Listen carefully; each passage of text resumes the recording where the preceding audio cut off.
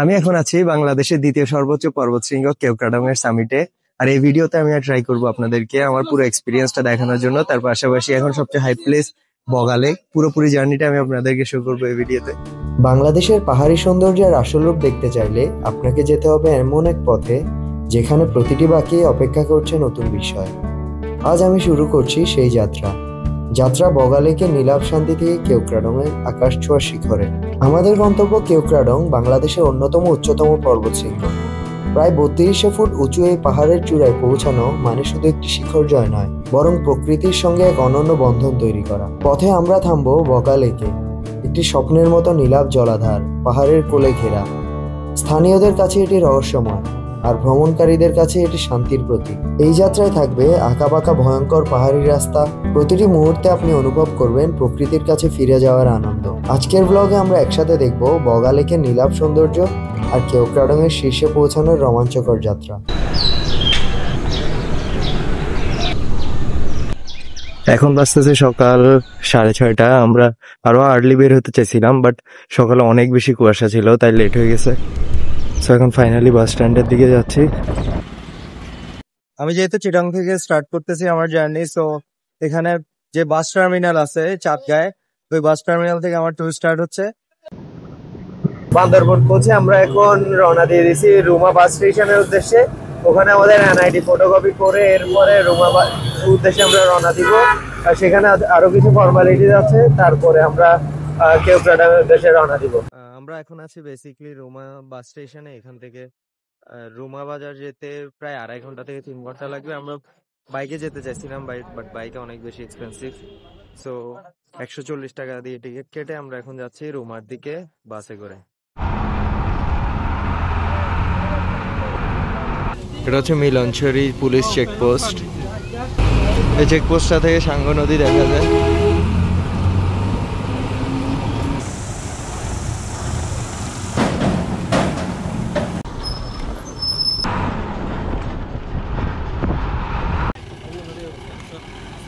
এটা হচ্ছে army camp, এখানে ফার্স্ট চেক ইনটা হবে। ওয়াই জাংশনটা ক্রস করে এখানে একটা বাজার আছে, বাজার থেকে আমরা কিছু ফল ফ্রুট নিচ্ছি। এরপর আমরা আমাদের জার্নি আবার কন্টিনিউ করব। কি নিছিস কাকা?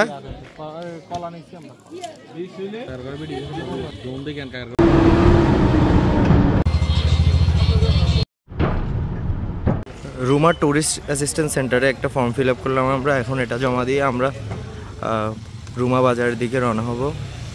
টুরিস্ট অ্যাসিস্ট্যান্স সেন্টারে এখানে কাজ শেষ করতে করতে আমাদের বাস মিস হয়ে গেছে। এখন ওয়েট করতেছি এখানে কোনোভাবে যাইতে পারি কিনা। ফাইনালি 1 ঘন্টা অপেক্ষা করার পর একটা বাস পাইছি। বাস মিস করে আমরা এখন অন্য বাসের সামনে ছিটে বসেছি।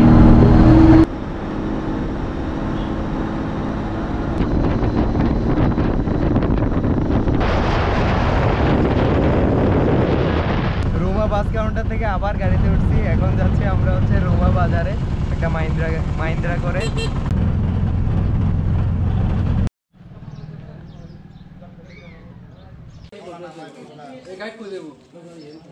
একসাথে যাবেন, একসাথে রুমা বাজারে একটা হোটেলে আমরা লাঞ্চ করে ফেলছি, যেহেতু বগালেক যেতে এখন অনেক টাইম। সমস্যা না, আমাদের 2 পয়সা বাঁচলে আমাদের সমস্যা না। কিন্তু তো ফাইনালি অনেকক্ষণ অপেক্ষা করার পর আমরা রওনা দিয়ে দিলাম বগালেকের উদ্দেশ্যে।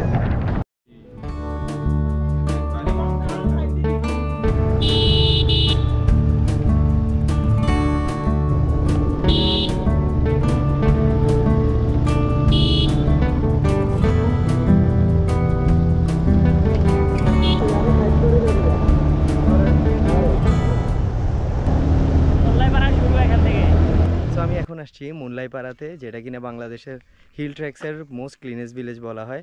এটা বাংলাদেশের first community based tourism initiative. অনেক সুন্দর আর পিসফুল একটা পাড়া।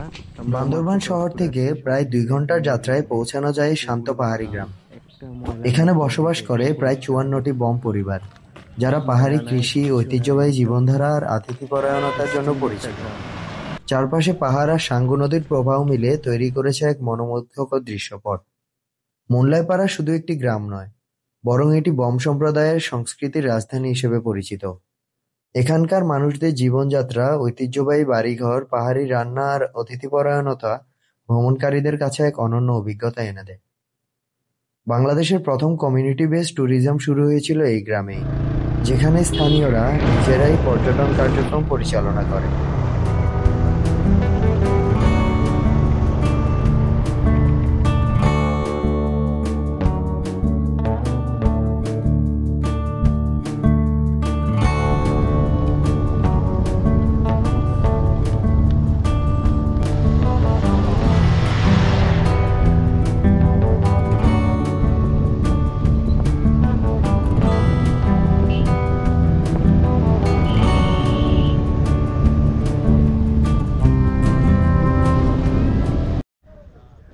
বগালীকে ঢুকার একদম আগ মুহূর্তে যে পাহাড়ে উঠে এটার উপরেই আমরা বাংলাদেশের লাদাখ যে এটাকে বলি, জাস্ট ছোট একটা রোড যেটা দুই পাশেই পাহাড় কেটে একদম করা হয়েছে, অনেক সুন্দর দেখতে, একদম লাদাখের পাহাড়গুলো স্ট্রাকচার বোঝা যায়, এই জন্য বেসিক্যালি এটাকে বলা হয় লাদাখের পাহাড়।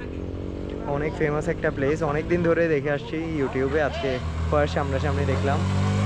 ভেবেছিলাম সানসেট দেখবো কেওক্রাডাঙে গিয়ে, বাট টাইম কনস্ট্যান্টের জন্য আমার মনে হয় না সেটা হচ্ছে। এখন হচ্ছে মাত্র বগালীকের দিকে ঢুকবো, অলরেডি সানসেট হয়ে যাচ্ছে।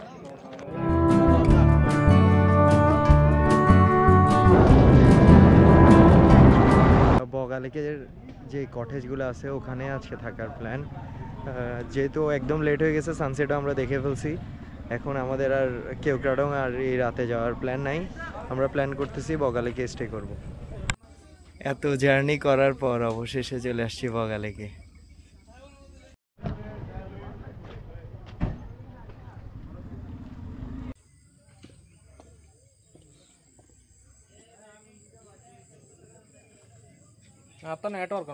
এখন আমরা বের হয়েছি কটেজের খোঁজে, একদম জঙ্গলের ভেতরে, ওরা নাকি পাহাড় পর্বতের ভেতরে থাকবে, পুরাই একদম জঙ্গলের ভেতরে রুম।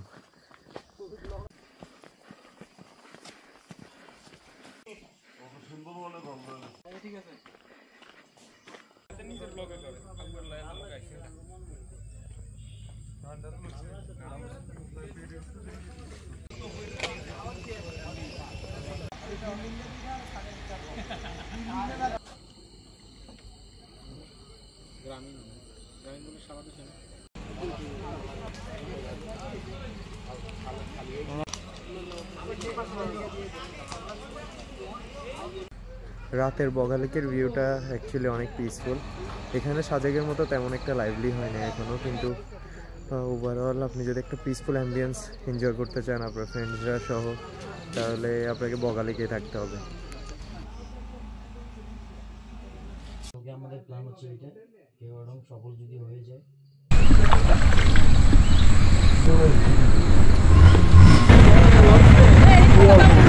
এত ফুটো এই লেগে তো বুঝলাম আরো করে একটু বলুন। গুড মর্নিং ফ্রম বগালেক পাড়া। আমাদের খুব সকালে উঠে হয়েছিল কেওক্রাডাঙে যাওয়ার উদ্দেশ্যে, কিন্তু আমাদের অন্য টিম মেম্বার্সরা লেট করছে দেখে আমরা এখনও যেতে পারিনি। অলমোস্ট সানরাইজের টাইম হয়ে গেছে। ভালো ড্রোন ফুটেজ হয়তো বা নিতে পারবো না, কারণ এখানে রেস্ট্রিকশনস আছে ড্রোন নিয়ে। ড্রোন যদি দেখে যে আমি ড্রোন নিয়ে আসছি বা ড্রোন ক্যারি করতেছি, তাহলে ওরা সিজ করবে যতটুকু শুনতেছি গাইড থেকে। সো আমি রিস্ক নিতে যাচ্ছি না, যতটুকু সম্ভব ক্যামেরা দিয়ে দেখানোর চেষ্টা করব।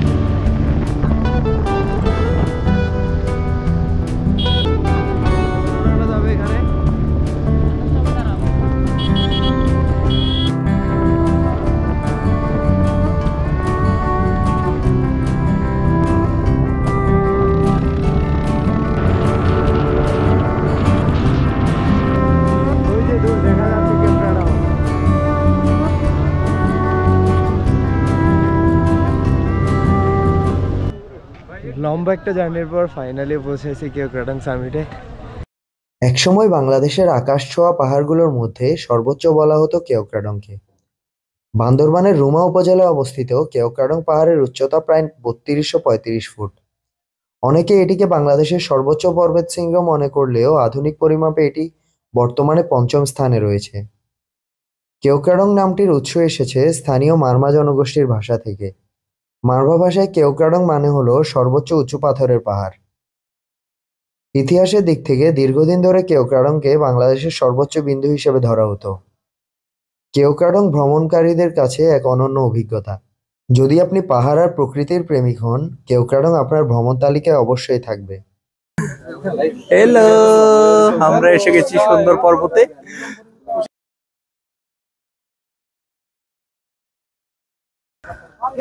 কেওক্রাডং সামিটের গল্প এখানেই শেষ। আমরা এখন যাব দার্জিলিং পাড়া, তারপর ওখান থেকে বগালেক হয়ে মুনলাই পাড়াতে কিছুক্ষণ ওয়েট করব, কারণ আসার সময় আমরা টাইম পাইনি দাঁড়ানোর জন্য।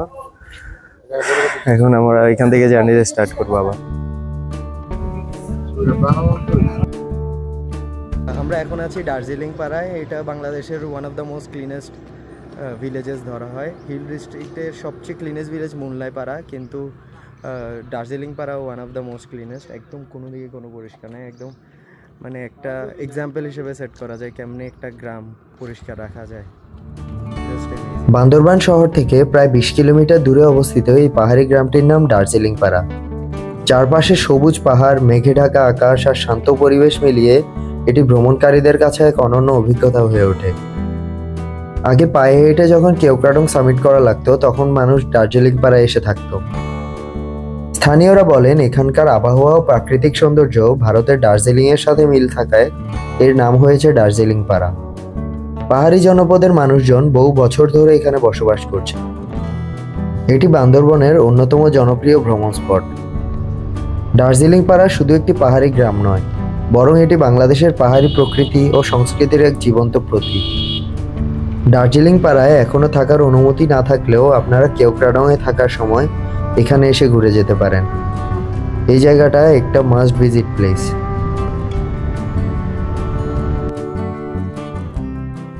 আপনারা বগালেক থেকে কেওক্রাডং যাওয়ার পথে অনেকগুলো ভিউ পয়েন্ট পাবেন।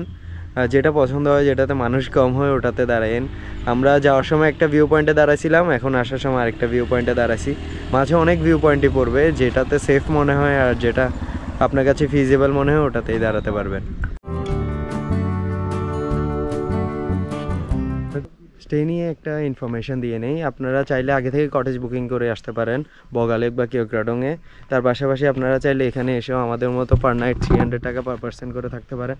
যেমন আমরা আমাদের গাইডের সঙ্গে কন্ট্যাক্ট করার পর উনি কানেক্ট করাই দিচ্ছে আমাদেরকে এখানে কটেজ মালিকদের সাথে। সো আমরা পার পার্সন 300 করে এখানে থাকতে পারছি। কেওক্রাডংয়ের সবচেয়ে বড় খরচ বলতে সেটা হচ্ছে এই যে ট্রাভেল গাইডের খরচটা, আর হচ্ছে ট্রান্সপোর্টেশনের যে খরচটা। আপনারা যদি নিজেরা বাইক নিয়ে আসেন তাহলে কোনো সমস্যা নাই, বাট আমরা যেহেতু বাইক রেন্ট করছি পার বাইক 2000 করে পড়ছে আপ ডাউন পুরোটাই। সো আমরা যেহেতু 3 জন ছিলাম, আমাদেরকে 4000-ই পে করতে হচ্ছে। আমাদের একটা জিনিস ভালো হয়েছে যে আমাদের যে গাইড ছিল, গাইডেরই নিজস্ব বাইক ছিল।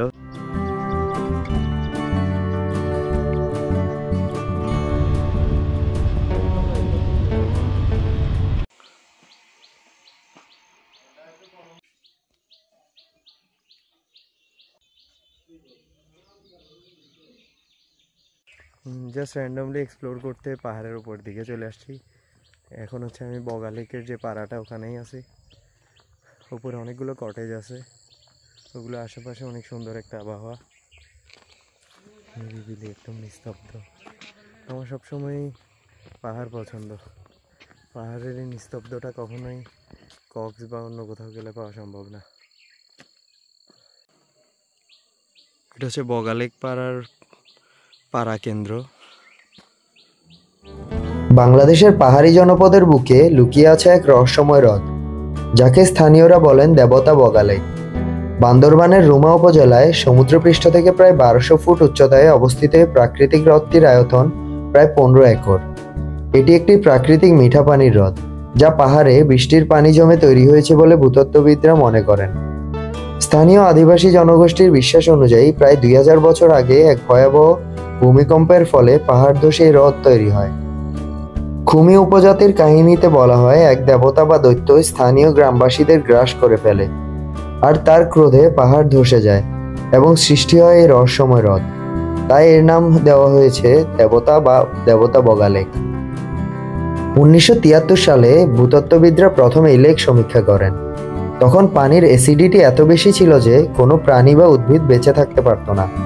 কিন্তু সময়ের সাথে সাথে পানির গুণগত মান পরিবর্তিত হয়, আর 1995 সালের পর থেকে এখানে মাছ ও জলজ উদ্ভিদ জন্ম নিতে শুরু করে। বগা লেকের পাশে এভাবে নিরিবিলি বসে থেকে সময় পার করা মানে অন্যরকম একটা ফিলিং। এই বগা লেকের এই এরিয়াটাতে একটুও নেটওয়ার্ক নেই, সো নেটওয়ার্কের বাইরে আপনি একদম পিসফুল যদি একটা সময় কাটাতে চান তাহলে you have to come to this place. আলহামদুলিল্লাহ ফর এভরিথিং। কি সিরিন একটা এনভায়রনমেন্ট। এটা বেসিক্যালি আমাদের কটেজ। বান্দরবানে যে আমরা মাচাঙে থাকি সেই মাচাং স্টাইলে করা। এদিকে ভিউ আছে, এটা হচ্ছে বগা লেক, আর আমাদের এখানেই